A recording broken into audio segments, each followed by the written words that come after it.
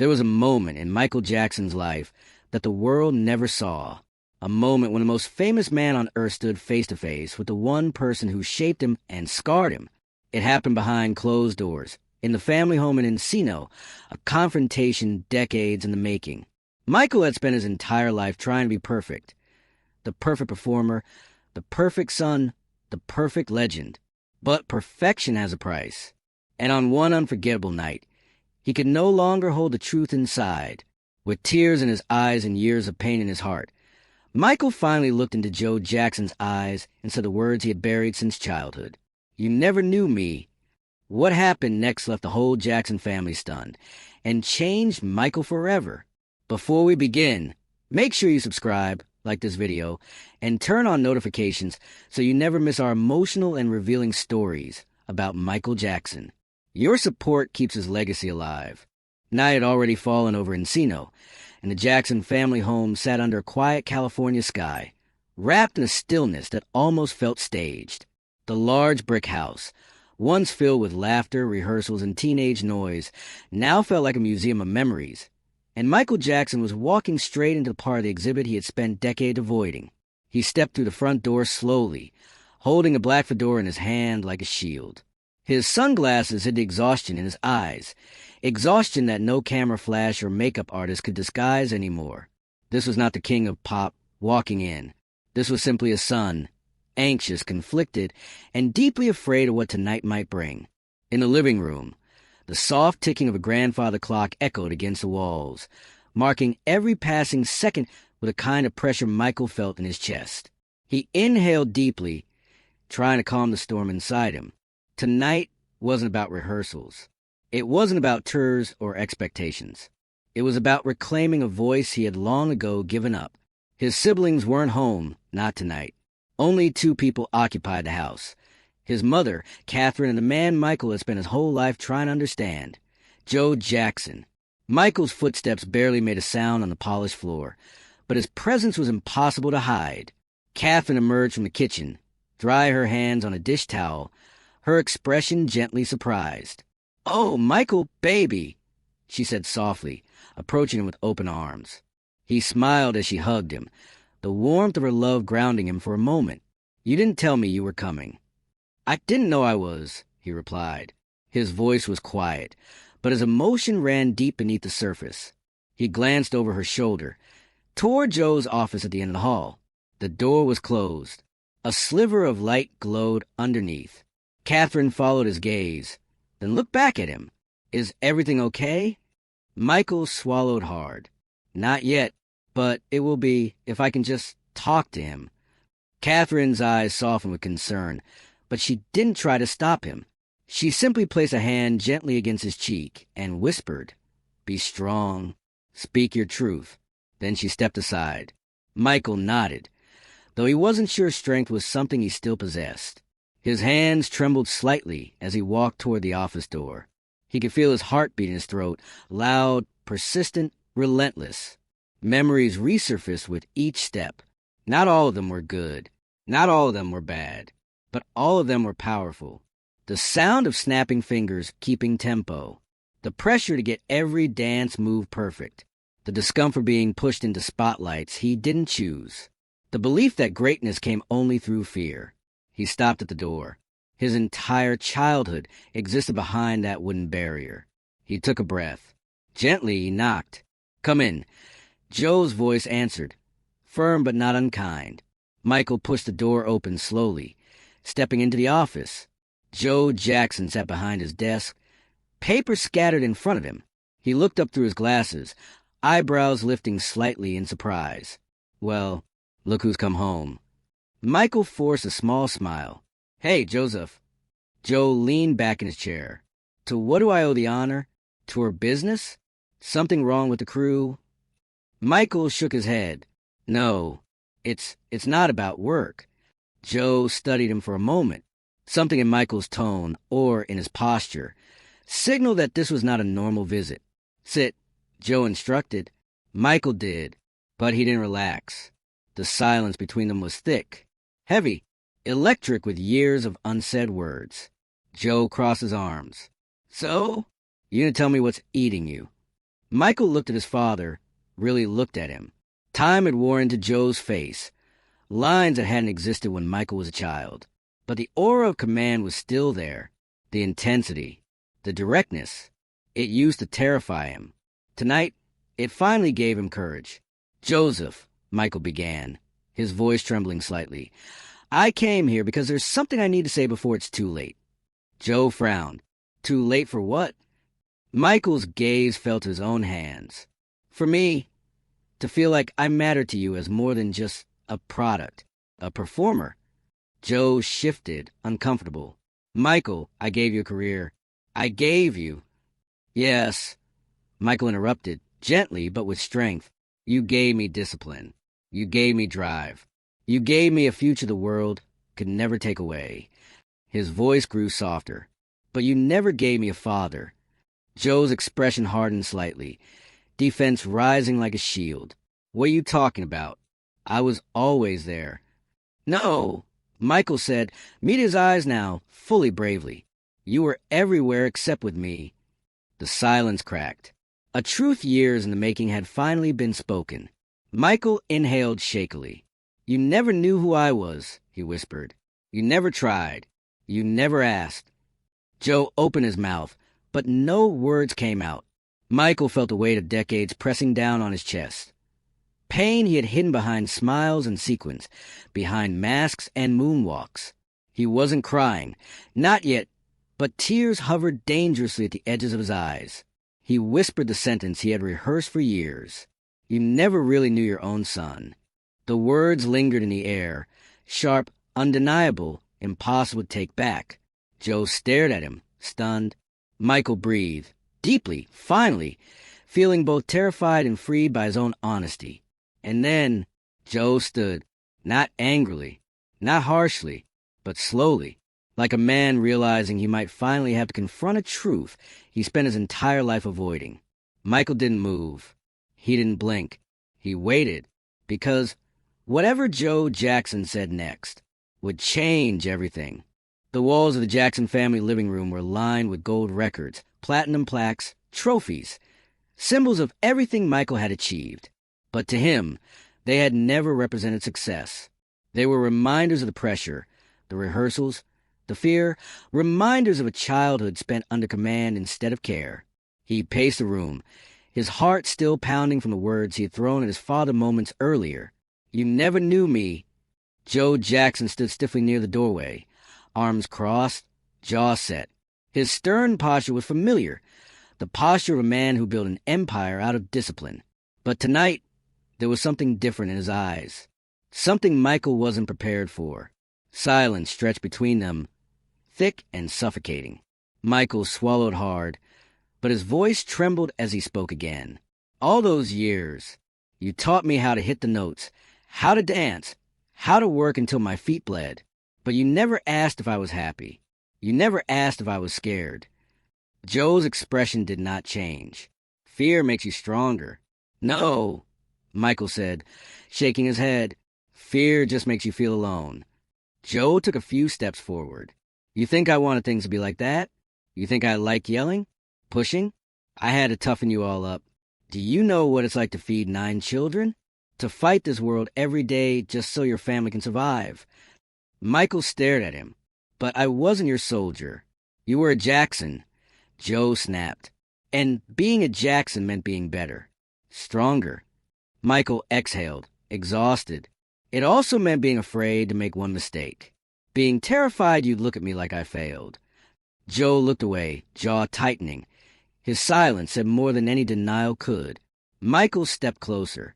"I learned to moonwalk before I learned to feel safe." That hit Joe visibly. His shoulders dropped. His eyes glistened, just barely. He blinked hard, trying to conceal the softness slipping through the cracks of his hardened image. Michael continued, voice fragile but determined. "All my life, I tried to be perfect, hoping maybe one day you would be proud of me for who I am, not for what I do." Joe finally spoke, but his voice was low. "I've always been proud of you." Michael's brows pulled together, not in relief, but disbelief. Joe ran a hand over his face, a gesture Michael rarely saw from him, vulnerable, tired. I didn't know how to show it. My father, he never said kind things. He beat me. Life beat me. I thought that was the only way boys became men. Michael's heart clenched. He had wanted honesty, but not this kind of pain. Joe's voice grew rough. You think I want to see fear in your eyes? Every time you flinch, it killed me. But I didn't know how to stop. I only knew how to survive. Michael took in those words, heavy, imperfect, but real. For the first time, he saw something unfamiliar in his father. Regret. Michael's eyes filled, but he blinked the tears away, breathing shakily. You could have asked for help, like I'm asking now. Joe looked up sharply. What do you mean? Michael stepped back, leaning against the piano, the same one he had practiced on as a boy. His fingers brushed gently against the keys. I'm tired, Dad. I'm really tired. My life doesn't feel like mine anymore. Everywhere I go, someone wants something from me. Fans, managers, lawyers, no one wants Michael. They want the show. Joe's voice softened. But your music, it changes people. You give them hope. And who gives hope to me? Michael whispered. Joe's eyes flickered. Because he didn't have an answer. Michael continued, voice shaking. Each word harder to say. When you pushed us, when you pushed me, I thought you were preparing me for the world. But you were preparing the world for me. They expect perfection because you demanded it. Joe looked down. The truth hit too close. Michael pressed a hand to his heart. And now, Dad, I'm falling apart. Joe stepped forward instinctively. A protective move, not an aggressive one. But Michael backed away, unsure whether comfort from his father was something he was ready to receive. Joe swallowed. I didn't know you were hurting like this. Michael let out a bitter laugh. How could you? You never looked at me long enough to see the pain. The more Joe listened, the more his mask fractured. His chest heaved once, like he was holding back decades of words no one thought he was capable of speaking. Finally, he whispered, Tell me what you need. Michael stared at him, stunned. His father was offering something he never had before, a chance to speak without fear. Michael's voice trembled. I need you to see me. Not the dancer, not the singer, not the star. Just me. Joe nodded once, slow, sincere. And I'm here. I'm listening. Michael blinked, tears falling freely now. For the first time in his life, he felt like his father wasn't a wall, but a man. The two stood there, silence now warming instead of suffocating. But just when healing seemed finally possible, a loud knock came to the front door. Urgent, demanding. Michael and Joe turned sharply toward the sound. Catherine appeared at the top of the stairs, worry etched across her face. They're here again, she whispered anxiously. They said it's important. They won't leave. Michael's heartbeat stuttered. Who was at the door? And what did they want with him now? The silence inside the Jackson family living room grew sharper, heavier, almost physical. Michael stood in the center of the room, surrounded by the memories of a childhood that never felt like his own. The walls were covered with photographs from their early career, Jackson 5 posters, smiling faces frozen in time, snapshots of success, proof of achievement. But none of those pictures showed what happened once the cameras stopped clicking. Michael's breathing was shallow as Joe fixed his eyes on him. Hard, unreadable. The kind of stare that once made the young boy inside Michael shrink and disappear. But tonight, that child was fighting to speak. Catherine placed a hand over her heart, torn between two people she loved. A husband she had stood by for decades and a son who had suffered silently for just as long. Joe finally broke the silence. You're talking nonsense, boy, he muttered. I gave you everything. Discipline made you who you are. Michael's voice trembled, but he didn't back down. Discipline isn't supposed to feel like fear.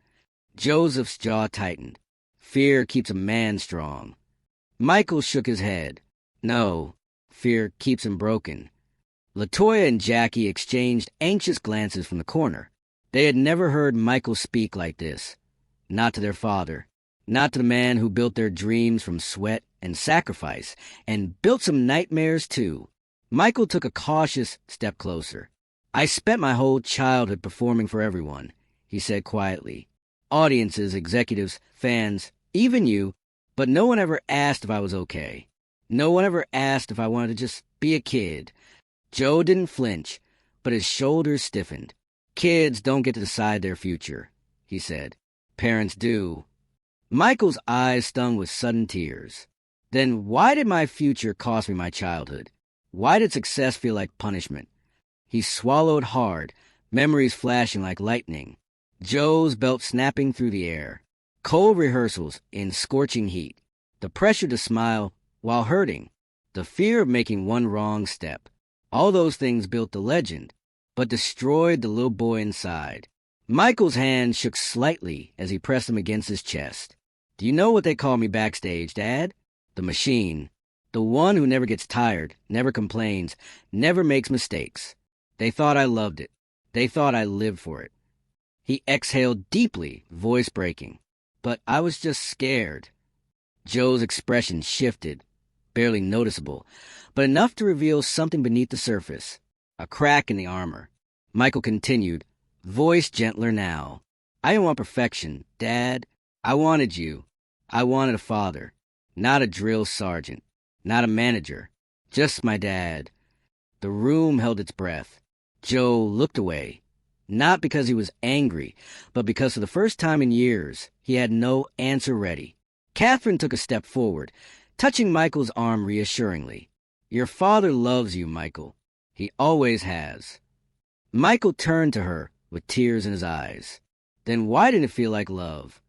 Catherine opened her mouth to respond, but Joe spoke first. You think I like being hard on you? His voice was suddenly rough, strained. You think I enjoyed watching you cry at practice? Watching you push yourself until you nearly collapsed? He shook his head slowly. The world doesn't give chances to boys like us. I wasn't going to let you get eaten alive. Not my kids. I pushed you because I knew you were destined for something bigger than me, bigger than this house, bigger than Gary, Indiana. Michael listened, but he didn't soften. Not yet. You protected our careers, he said. But who protected me?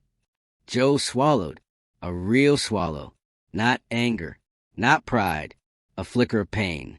Michael stepped closer, voice softer. Dad, I forgive you for the past. I do, but I can't pretend it didn't hurt. I can't pretend I don't still feel those wounds every time a spotlight shines in my eyes. Joe's face tightened, as if he were holding something back, something he had kept buried far too long. I ain't good with words, he admitted quietly. I don't know how to say things the soft way. But every beating, every order, every rule, it was so you wouldn't end up like me. Michael blinked. That wasn't what he expected to hear. Joe glanced up, his eyes almost glossy. You ever wonder why I stopped singing? He asked. Because no one believed in me. Because I failed before I started. I saw what the world does to dreamers, Michael. It crushes them. And I swore it'd never crush you. Michael's lips parted. There it was. Something honest. Something human. Slowly, Michael's anger softened, replaced by an ache deep in his ribcage. I didn't want perfection from you, he whispered. Just love. Joe looked at his shoes. And I thought discipline was love, he said, voice cracking in the smallest way. It's the only way I knew how to show it. A single tear slipped down Michael's cheek. For the first time in his life, he saw his father not as a giant who loomed above him, but as a flawed man terrified of failing his children. The room remained silent, but it wasn't painful silence anymore. It was understanding. Michael stepped closer, slowly, like he was approaching a fragile memory. Maybe, he whispered, tonight is the first time we're truly meeting. Joe lifted his eyes and met his son's gaze. No anger, no denial, just truth. Michael was shaking, not from fear, but from release. Years of unsaid words were finally spoken. The little boy inside him was finally being heard. And for the first time in decades, Joe listened. Silence fell across the living room like a heavy curtain. Thick, suffocating, impossible to slip through. Michael stood there trembling, the echoes of his own words still bouncing around inside his chest. You never knew me. Those words had taken everything he had to speak. Years of swallowed fear, dried tears, controlled breaths, and buried memories had crystallized into one irreversible sentence. His heart hammered in his chest like it wanted out, like it finally wanted freedom. Joe Jackson didn't react at first. No flare of anger, no raised voice, no harsh lecture, nothing like what the world expected from him. Instead, the man who had once commanded entire rooms with a single glare lowered his eyes. Catherine watched in the corner of the room, frozen. Her hands were clasped so tightly in front of her chest that they had turned pale. She knew this moment was coming. She had always known, but she had prayed it wouldn't arrive like this, with her family hanging by a thread. Joe finally inhaled sharply and looked up. His eyes met Michael's, and for the first time in Michael's life, his father seemed unsure. "Is that what you think?" Joe said quietly, "That I never knew you?" Michael felt tears building again. "You knew what I could do. You knew how to push me. You knew how to make the world clap for me. But you never asked how I felt." Joe's jaw tightened, not in anger, but in pain. "Feelings don't pay the bills, Michael. Feelings didn't get us out of Gary." Michael shook his head. "But you never let me be a child. You didn't give me a chance to breathe." Joe stepped closer, voice low but controlled. "If I let you be a child, there would be no Michael Jackson. Not the one the whole world worships." "That's just it."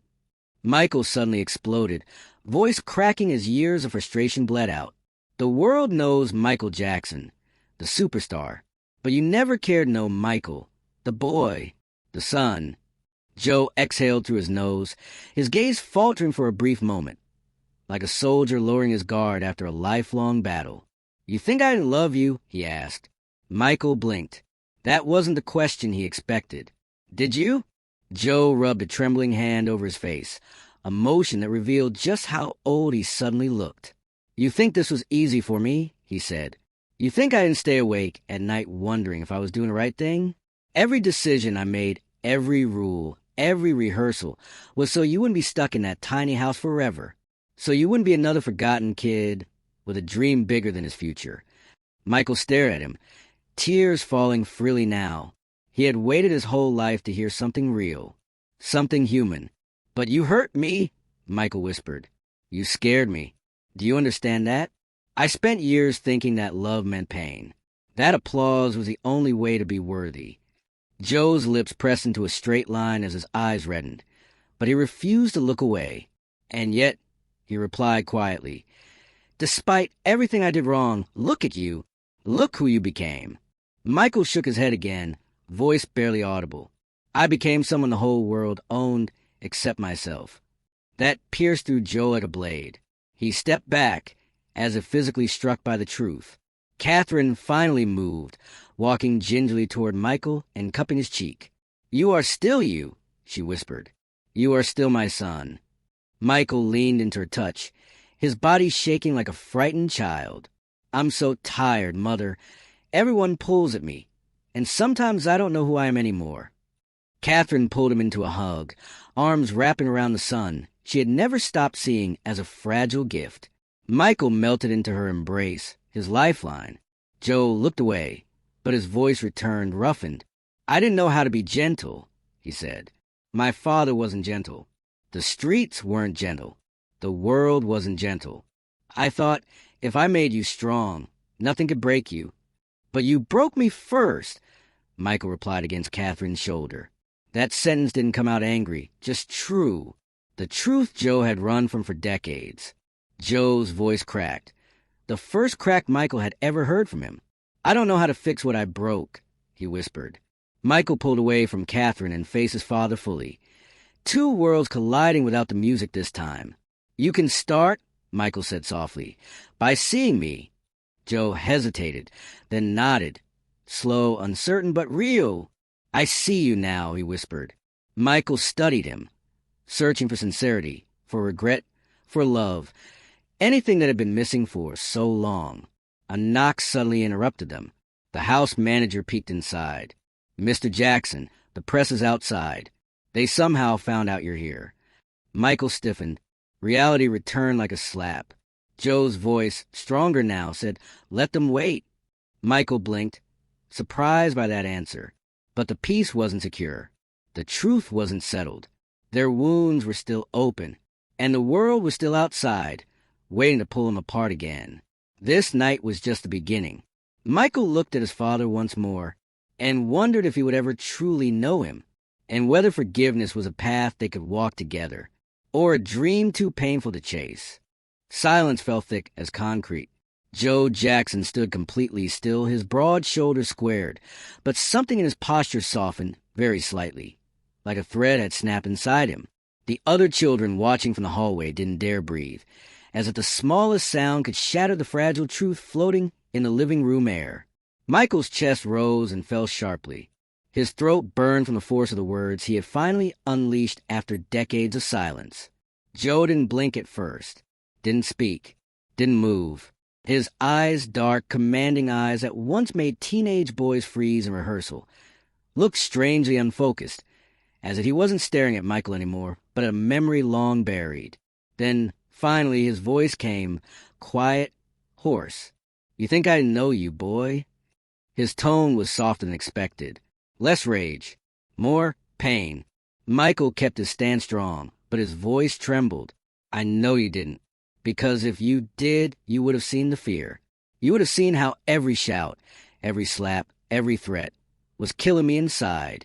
Joe's jaw tightened. His hands curled into slow, involuntary fists. "I did what I had to do," he muttered. "This world don't give nothing to nobody. And I wasn't about to let any of you kids get swallowed by it. That isn't love," Michael whispered. "That's control. That's fear. And it never stopped. Even when the whole world loved me, I still felt like nothing, because you convinced me I was nothing." Joe exhaled shakily. His voice cracked, not with anger, but with something unfamiliar. "Regret. You think I don't see what it did? You think I don't replay some of those nights every time I close my eyes?" His gaze drifted downward. "I wanted to build you strong. Instead, I broke something I didn't know how to fix." Michael's breath hitched. For a moment, he saw someone different. Not the strict father barking orders through a studio door, but a man cornered by life, terrified of failure, and armed only with toughness because that was all the world had ever shown him. "You never told me you were proud," Michael said softly. "I waited my whole childhood to hear those words. Just once." Joe closed his eyes. "I didn't think you needed to hear that," he admitted. "You were crowned king by the time other boys were learning to drive. You had the world screaming your name. I thought," he swallowed, "I thought you'd just know." Michael's eyes shone. "That's just it. The world loved Michael Jackson. But I was still just Michael. And that boy needed his father." Joe looked at him then, really looked. His voice, always so confident, finally cracked. "You were the one I worried about the most," he confessed. "Because you were different, sensitive. You felt everything too deeply. And deep boys in a hard world get hurt first." Michael's lips parted slightly. He had never heard Joe speak in anything but commands or corrections. "I pushed you," Joe continued, "because I didn't know how to protect you any other way." Michael sat down, exhausted, not physically but emotionally drained. "I spent years trying to become perfect," he whispered, "because I thought if I messed up even once, you'd stop choosing me." Joe knelt slowly in front of him, a shocking reversal of all the power dynamics that defined their lives. "When you were on that Motown stage," Joe said quietly, "standing there, singing like you weren't even earthly, I saw something I had no right to touch. Something God gave you, not me." His eyes glistened, not with tears falling down, but glimmers he fought to contain. "And I was scared," he admitted, "scared that I would lose you to the world, or that the world would crush you." Michael stared back, breath trembling. "You did lose me," he said, "piece by piece. Every time you yelled, every time you hit, every time you told me I wasn't enough," his voice faltered, "you lost your son." Joe bowed his head, like the word struck a vital organ. They stayed like that. Two men, two generations, two versions of pain, facing each other without instruments, cameras, or applause. Just the truth. Catherine watched quietly from the hallway, her hand over her heart. She whispered a prayer that had taken decades to come true. Joe finally spoke again, one sentence. Not a defense. Not a command. I am proud of you, Michael. The room seemed to stop breathing. Even the walls leaned in closer to hear. Those words finally spoken aloud. Joe's voice shook. I'm proud of the man you are. Proud of the father you became. Proud that you never let the world turn you cold like it did me. Michael felt something hot break loose in his chest. Years of suffocated longing suddenly able to breathe. His father continued. I didn't know how to love you the way you needed. His voice lowered to a whisper. But I loved you in the only way I knew.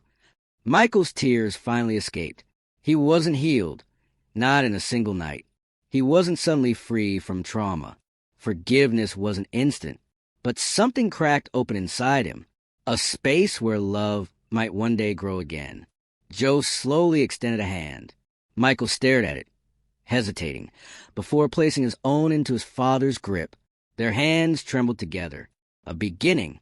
Somewhere, deep in the hallway, Janet wiped her cheeks and whispered, Thank God, because after a lifetime of silent wars, father and son had finally spoken the truth, and for the first time, they looked at each other not as legend and manager, but as family.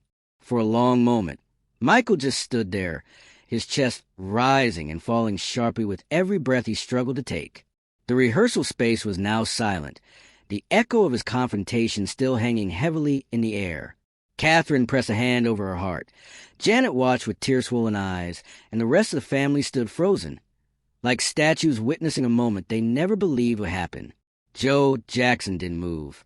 His face remained stone-hard as ever, the unflinching expression he had mastered throughout decades of dominance. But something behind his eyes flickered, confusion, shock, and maybe even a hint of pain. Michael's voice, though shaky, refused to break again. You put me on stages before I even understood who I was. Every moment of my life, every breath, was controlled, and I thought if I became great enough, you would finally see me. You would finally say you were proud of me. Joe's jaw tightened, but he still didn't speak. Michael took a step closer. I was a child begging to be loved. But all I ever heard was work harder. Don't mess up. You're not good enough. He swallowed painfully. Yet the whole world calls me the king. Tears spilled down his cheeks. Unstoppable now. And still, I've never felt like a son to you. Catherine cried openly now, covering her mouth to keep from sobbing. Randy looked away, wiping his eyes roughly. LaToya stared at her father with something close to disbelief. Was this finally the moment the truth broke through? Joe breathed out slowly through his nose, like he was bracing himself. His hands, usually so firm, shook with age, with memories, with guilt he didn't know how to name. Michael's voice dropped to a whisper that somehow spoke louder than screams. You never knew me, Dad. You only knew the product, the performance, the money, the fame. His lips trembled. But you never knew Michael. Those words sliced through the room like a blade. For the first time in his life, Joe Jackson looked small. Janet stepped closer to Michael, ready to hold him if his knees gave out.